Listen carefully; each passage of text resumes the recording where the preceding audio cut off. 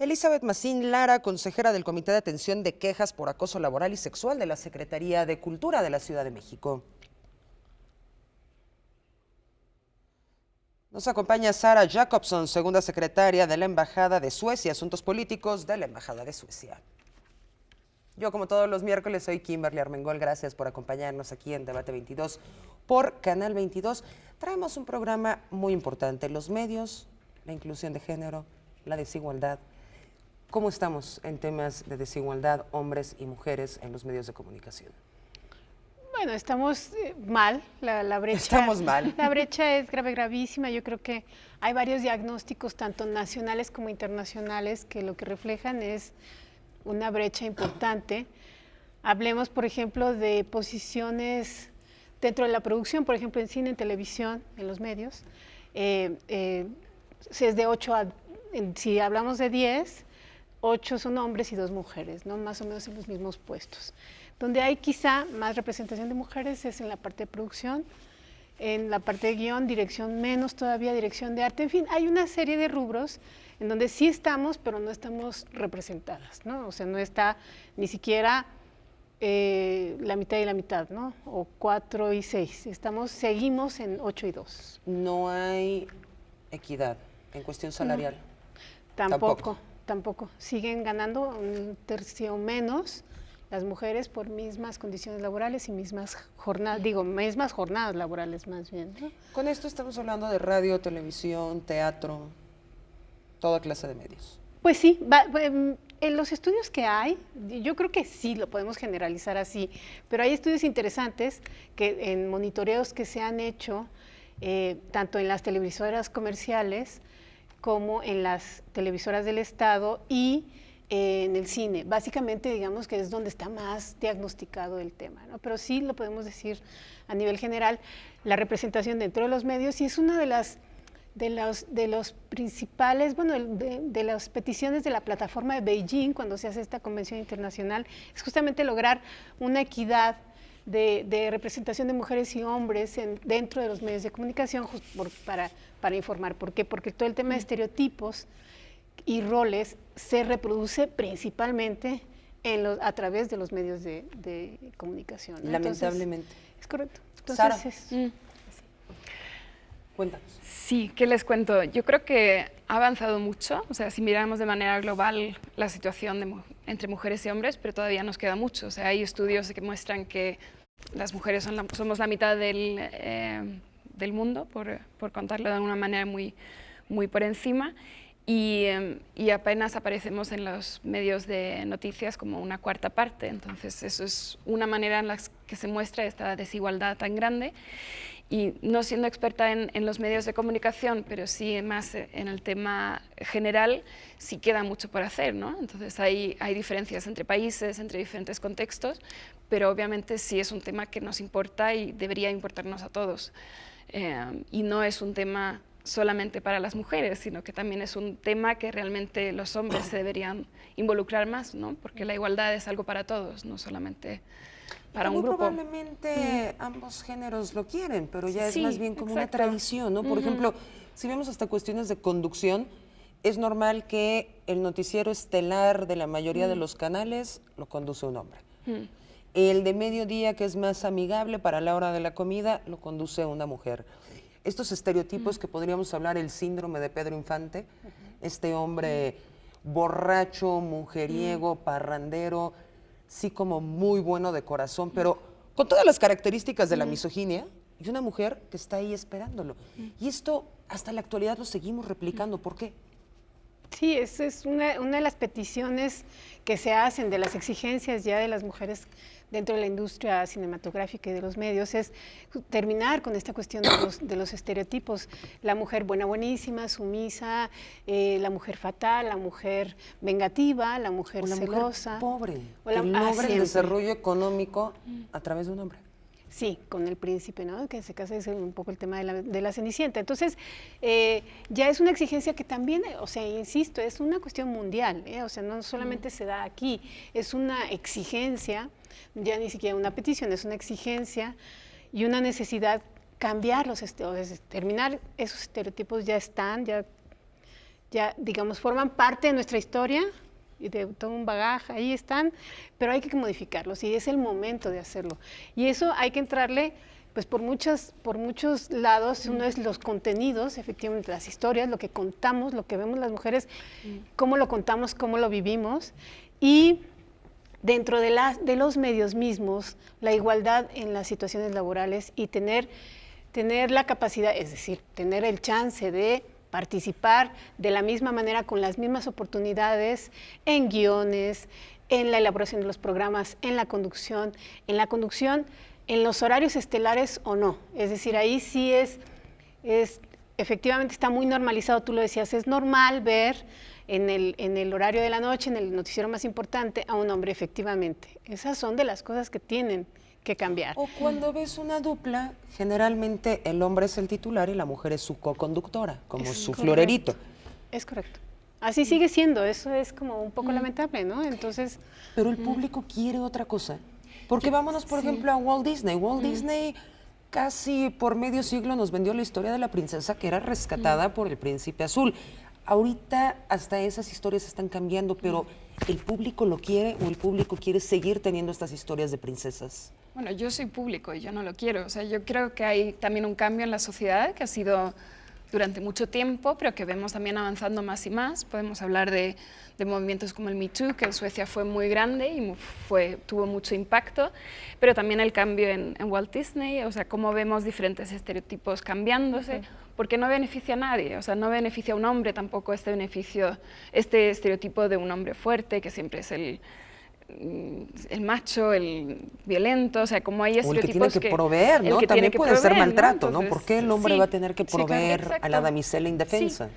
Y vemos, o sea, un cambio que fue importante en Suecia fue las licencias de paternidad, que cambiaron a no ser solamente licencias de maternidad, sino también compartidas.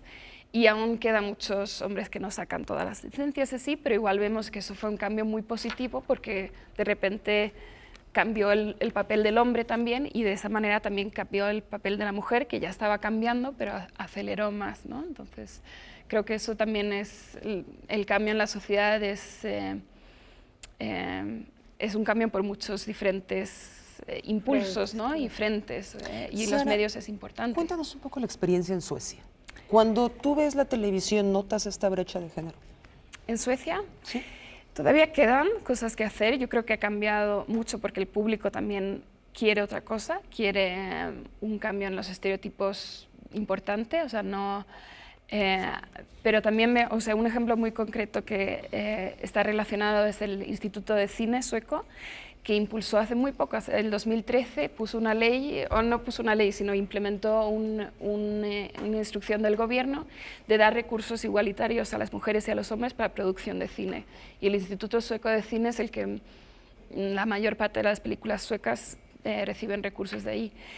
Y primero fue como muchísima discusión, fue muchísima controversia en esta decisión, pero ha resultado en un cambio y ahora las mujeres reciben el mismo tipo de recurso que los hombres por este impulso, ¿no?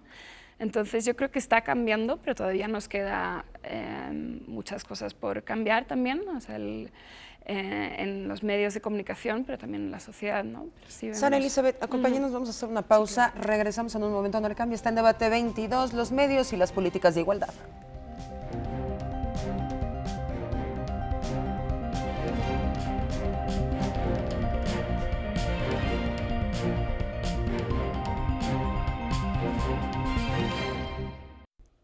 Gracias por continuar con nosotros aquí en Debate 22, los medios, políticas de igualdad, aunque no solo se cierra a los medios, es un problema generalizado que tenemos en el país, es un problema generalizado a nivel mundial, aunque hay países que han logrado hacer una mucha mejor lucha. Sara, el tema de la brecha salarial en Suecia. El tema de salario en Suecia sigue siendo un problema, pero sí se ha avanzado mucho. Creo que los últimos datos que encontré es que una mujer generalmente gana 89% de lo que un hombre gana, y esto se debe mucho a estar en diferentes tipos de trabajo, a toda la parte de que las mujeres tienen menos oportunidades de ser jefas, aunque haya políticas para mejorar esto. Y yo creo que aquí ha contado mucho como la experiencia de poner leyes que han impulsado y que realmente han cambiado las cosas, como leyes de que todas las mujeres pueden trabajar en todos los ámbitos, incluso en ámbitos militares, políticas muy transversales de género en todos los ámbitos, no solamente en gobierno, pero también en otras partes.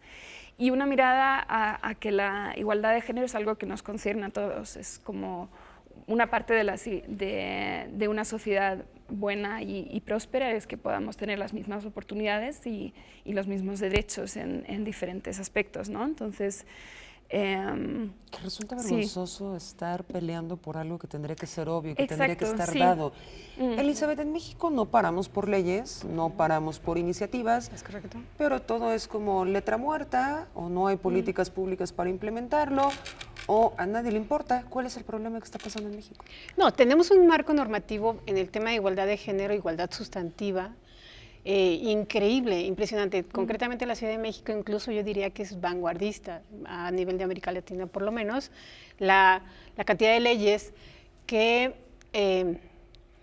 aseguran y defienden los derechos de las mujeres en todos los ámbitos, absolutamente en todos los ámbitos. Pero ¿quién lo supervisa? ¿Quién va a una empresa verdaderamente a supervisar que un hombre y una mujer por el mismo trabajo reciben el mismo sueldo? Sí, no, nadie. Hay ahora, digamos que la última herramienta, que además es muy útil, ha resultado, pero es muy recientita, es recién nacida de 2015, es la norma 025 de igualdad laboral y no discriminación, que elabora la Secretaría del Trabajo con APRED, que es la Comisión Nacional para Erradicar la Discriminación a nivel nacional, y se pusieron a trabajar junto con las unidades de género, todas las instancias gubernamentales, para crear una serie de normas, lo que tú estás diciendo, no solamente a nivel gubernamental, sino también iniciativa privada, empresas y tal.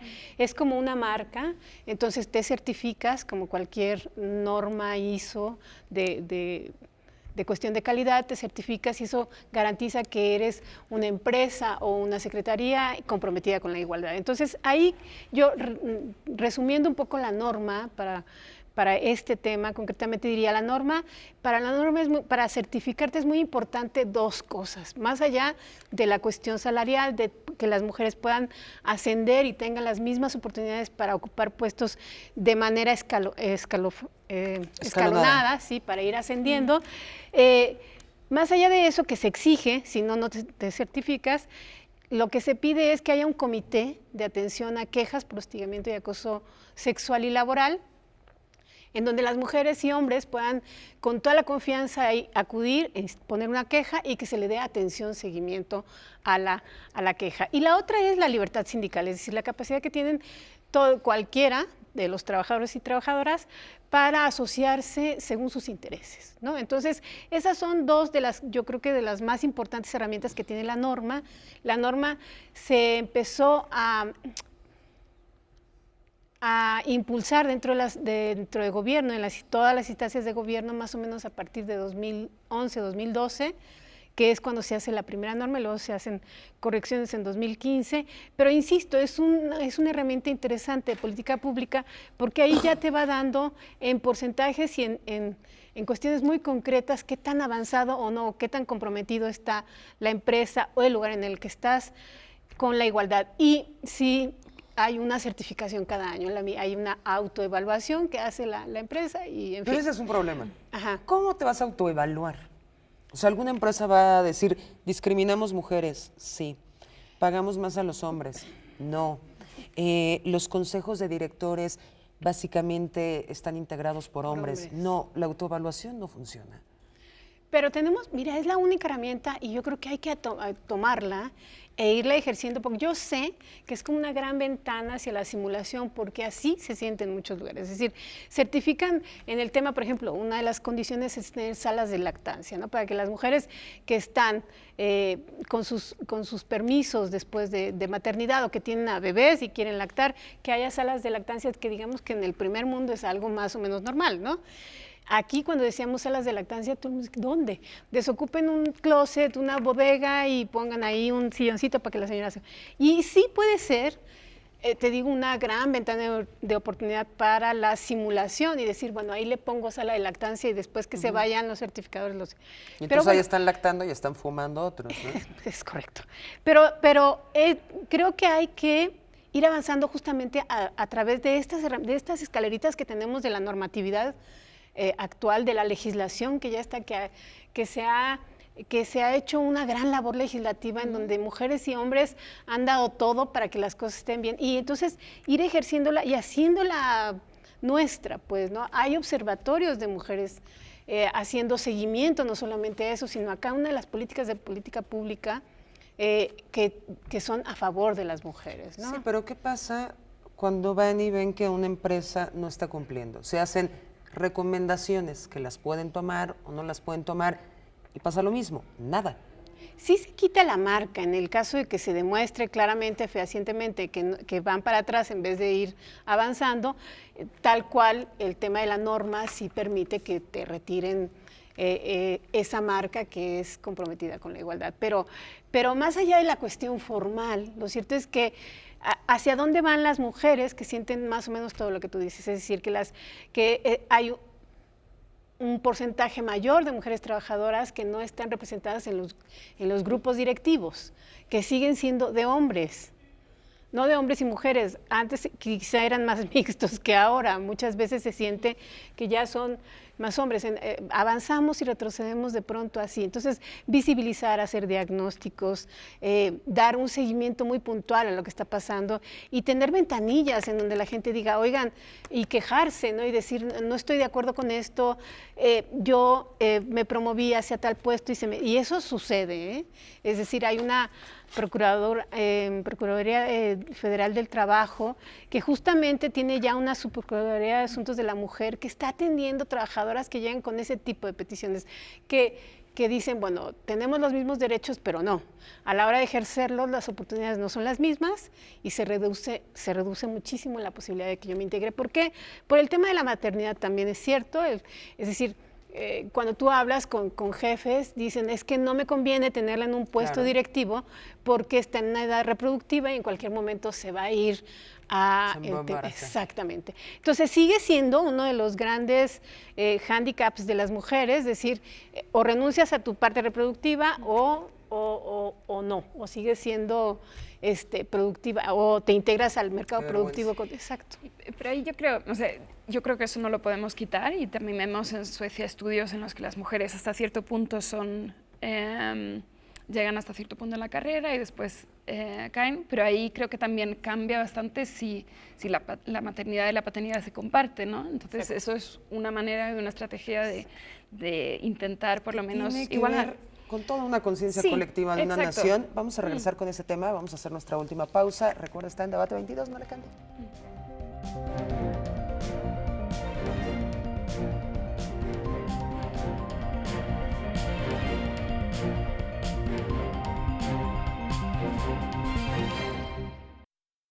Estamos de vuelta en Debate 22, la recta final, un tema muy importante.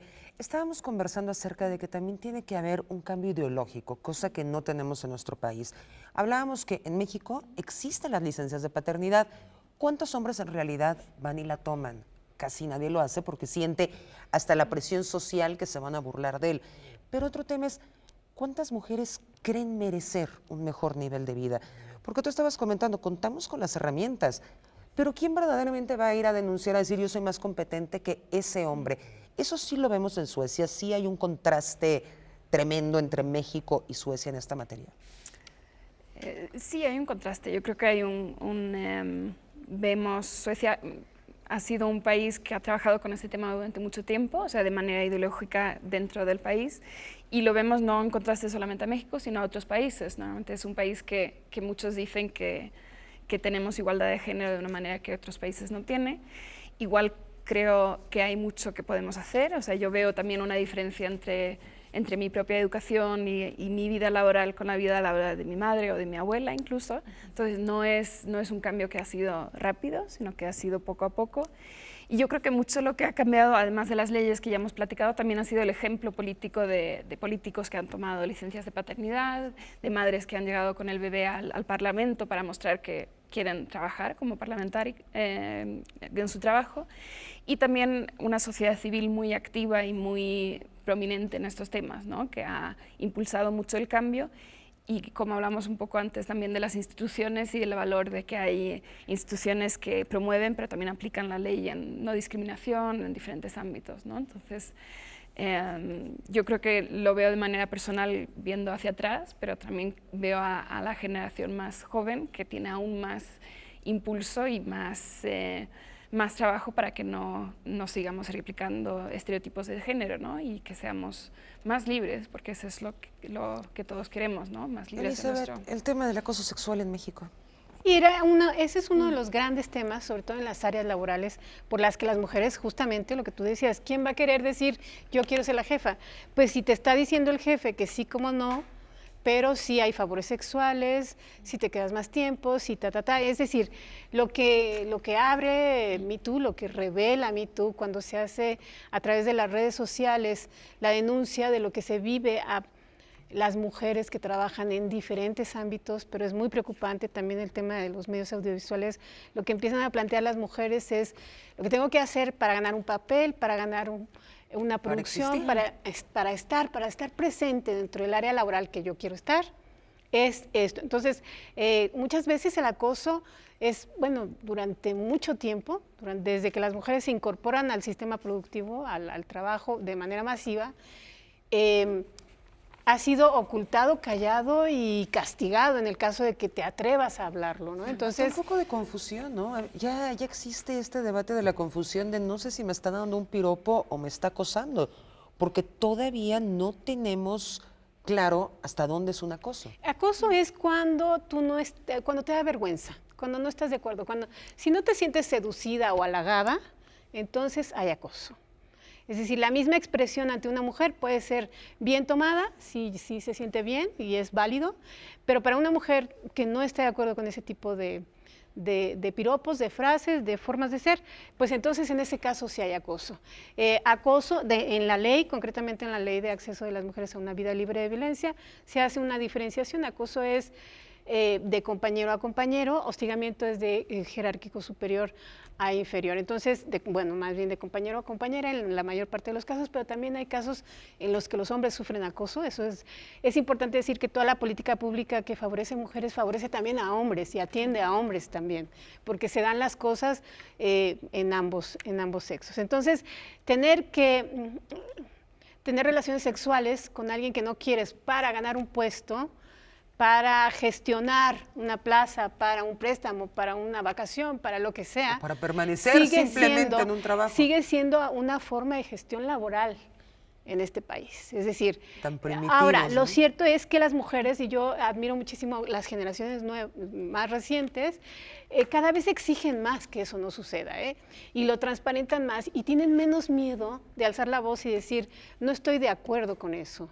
Y eso no es justo ni para mí, ni para la industria, ni para el público, ¿no? Entonces, escuchar esas voces, organizarlas, atenderlas, crear protocolos de atención, justamente para lo que tú dices, es confuso muchas veces. Hay mujeres que dicen, a mí me pasó lo mismo y no lo sentí como agresivo. Bueno, es que esa es la parte, esa es la línea en el agua. Es decir, si a mí me molesta y me avergüenza, es acoso. Claro, movimientos como Ya Basta, Me Too, Sara. Sí, yo creo que un tema con esto es el tema de la educación y el tema de poder ver cómo la educación de igualdad de género, de estos temas realmente dan un impacto. En Suecia, de todos modos, el impacto de Me Too fue muy grande porque saltó a la luz, quizás porque también lo hemos hablado mucho, fue como muy fuerte el impacto en redes sociales, en todos puntos y en todos los ámbitos había personas que denunciaban esto, ¿no? Entonces, yo creo que ahí el impacto de la educación, pero también de ver cómo medidas concretas de prevención, de protección y de sentir que puedes ir a la policía y hacer una denuncia y que eso también se tome en serio, es una parte importante de que más y más personas hagan denuncias en Suecia, ¿no? Entonces, en Suecia, siendo un país con lo que decía antes de igualdad de género, sí, es uno de los países con más denuncias de acoso sexual, de violencia de género, pero yo creo que también eso es una imagen de que la gente se atreve a a denunciar y que se tomen en cuenta y que haya una confianza en las instituciones de que se vayan a procesar de manera concreta, ¿no? Y de manera... Luego también vemos en Suecia casos importantes en los que no ha sido así, que hay críticas, pero creo que sí, fue como muy claro en todo el movimiento de Me Too que todavía queda mucho por trabajar, ¿no? Y ustedes, una brecha de 11% salarial, sí, todavía exacto. hay que trabajarla. Sí. Ya casi nos vamos. ¿Las redes sociales han empoderado a la mujer en este sentido? Sí, les ayudan muchísimo a visibilizar, porque todo lo que pasa en las redes sociales tiene un impacto mediático. Y cuando hablamos de gente que conocemos, que es directores de cine, actores, en fin, todavía sube más, es decir, ayuda muchísimo más a visibilizar. El tema es nada más encauzar, crear protocolos, que es lo que sigue, es el siguiente paso. Sí, denunciar, abrirlo, crear el debate, visibilizar, hablarlo, tener la voz y poder decir yo soy tal y denuncio a tal. Eso tiene un valor cívico y eso es un paso gigante, pues. Yo agregaría y tener la conciencia y saber que no lo mereces, que no es normal, que nadie tiene por qué discriminarte por una cuestión de género. Conclusiones, Sara, conclusiones, Elizabeth.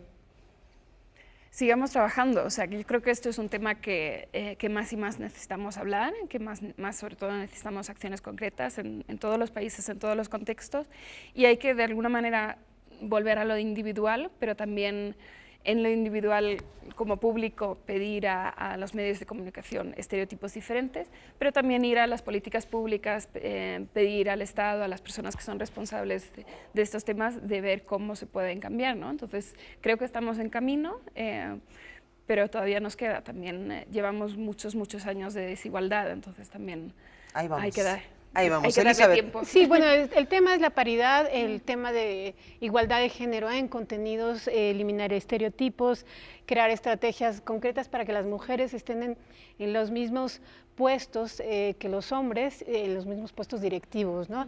Y crear un protocolo que cada institución tenga protocolos para combatir y atender el tema de hostigamiento laboral, y acoso y hostigamiento sexual. Por ahí les dejo un link con el micrositio de la Secretaría de Cultura de la Ciudad de México, en donde está el protocolo que nosotros tenemos, están ejemplos de quejas, está el paso a paso, qué es lo que hay que hacer cuando yo soy víctima de una acoso, hostigamiento e incluso hemos recibido quejas por abuso sexual, y entonces a dónde canalizarlas. También hay un directorio de instituciones, es decir, ese es como el ABC, por eso a mí me interesa como mucho difundirlo y que se replique como una buena práctica para quien necesite como este tipo de marco normativo, ¿no? Claro, muchísimas gracias por haber estado con nosotros. Nosotros en nuestras redes sociales de Canal 22, por supuesto, les vamos a dejar toda la información, dónde, cómo denunciar. Gracias por acompañarnos. Buenas noches.